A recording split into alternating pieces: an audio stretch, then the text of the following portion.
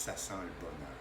Regardez-moi cette belle soupe d'une blancheur immaculée. C'est une soupe au lait et à l'oignon que je vous partage immédiatement. En fait, je ne sais pas si c'est la nostalgie qui me fait parler ou si c'est le confinement ou purement l'interdiction qu'on a de voyager présentement, mais je suis très nostalgique de mes voyages gastronomiques.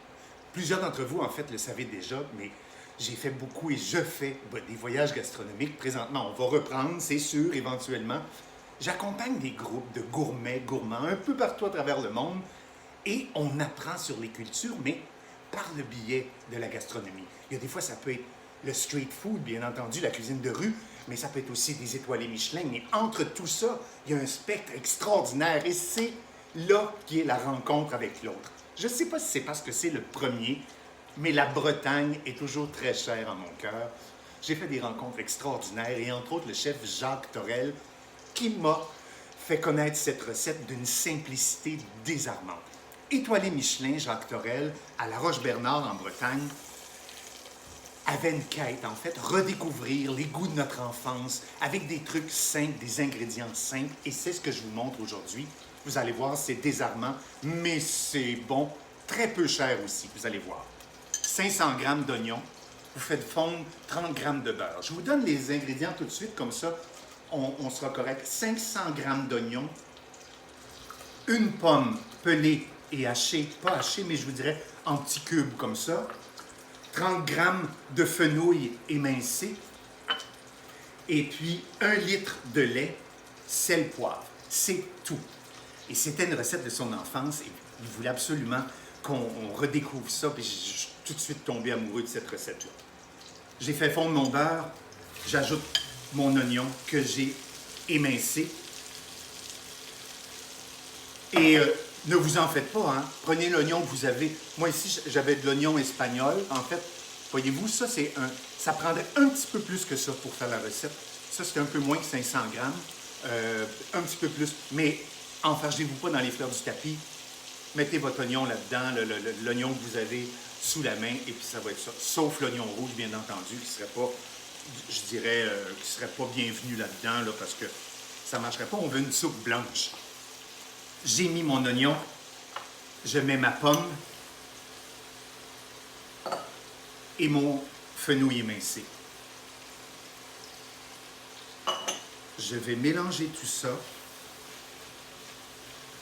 Tout le monde va faire connaissance. Et puis, qu'est-ce qu'on veut ici comme cuisson? Laissez ça aller, en fait. On ne veut pas de coloration, on veut une soupe blanche, rappelez-vous. Laissez ça tomber tranquillement. L'oignon va devenir translucide, la pomme va fondre un peu et le fenouil aussi. Puis, je vous reviens dans quelques minutes, on va passer à l'étape suivante. Et bien voilà, on est revenu et tout ça a fondu. Je vous montre l'intérieur. Voyez-vous? J'ai pas de coloration. C'est beau, beau, beau. Tout est tombé. Mon oignon est vraiment translucide. La pomme a fondu un petit peu. Puis, vous êtes toujours mieux d'y aller, je vous dirais, à, disons, intensité moins haute. C'est un petit peu à feu plus bas. Comme ça, vous voyez les choses venir. Il n'y a rien qui va attacher. De temps en temps, vous allez voir un peu. Et là, c'est le temps, une fois que tout ça a fondu et tombé, on a notre oignon translucide, on rajoute notre litre de lait. 1 litre de lait au complet. Et là, on laisse, je vous dirais, à peu près pendant 15 minutes.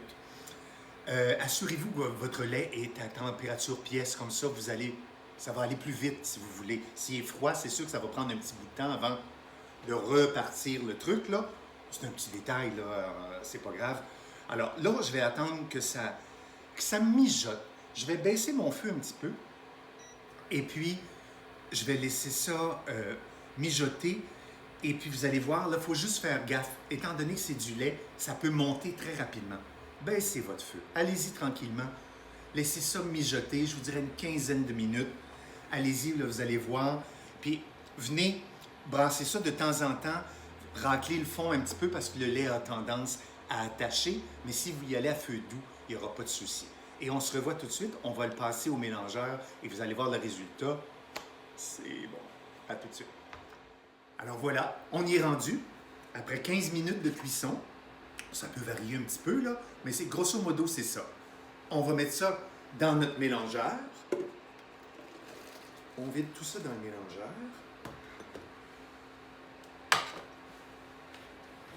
Et puis là, on va passer ça